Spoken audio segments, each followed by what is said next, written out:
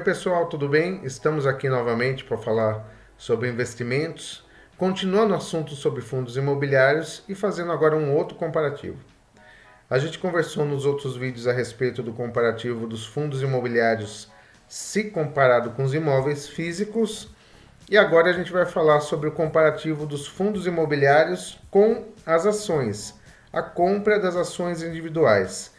Quais são as vantagens e quais são as desvantagens? Nesse vídeo a gente vai falar sobre as vantagens exclusivamente. A primeira vantagem é a distribuição de 95% dos lucros. Nesse perfil de produto, fundos imobiliários, os fundos são obrigados por lei a distribuir 95% dos lucros para os acionistas, para os cotistas do fundo.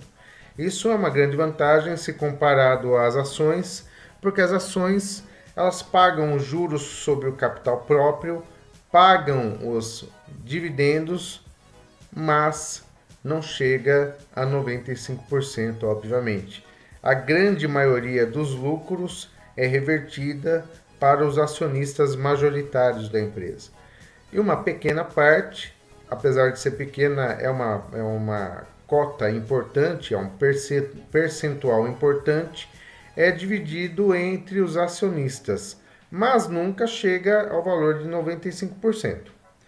A segunda vantagem é que os fundos imobiliários são menos voláteis do que as ações, variam menos, porque os fundos imobiliários eles têm como premissa, eles têm como característica investimentos sempre a médio e longo prazo.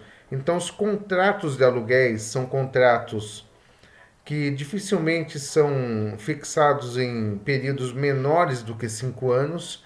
Isso traz uma estabilidade em relação ao investimento que é importante se comparado, por exemplo, a ações individuais, onde qualquer tipo de crise econômica, a exemplo da pandemia em março de 2020, faz com que o valor das ações caia drasticamente num período muito pequeno, às vezes um período inferior a um mês.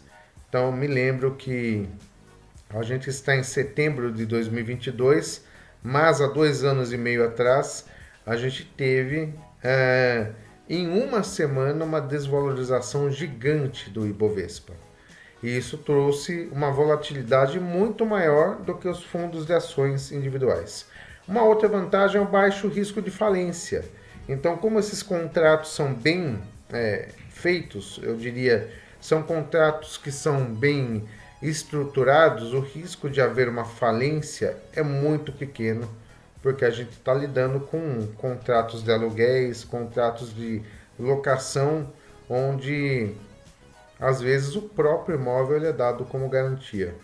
Ao passo que as ações é muito diferente. A gente já viu exemplos de falência de empresas ou de desvalorizações gigantes no valor da empresa ou das empresas, que gerou, por consequência disso, uma redução grande no valor das ações e muitas viraram pó, basicamente. Isso foi um grande problema e é um problema que os fundos imobiliários não têm.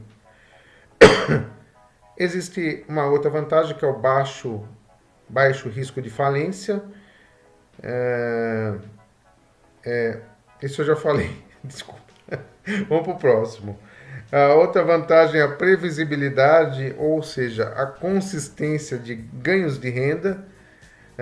Como eu falei, os aluguéis têm como premissa contratos longos de 5 anos. E isso traz 60 meses de aluguel garantido, 60 meses de valores estáveis de aluguel.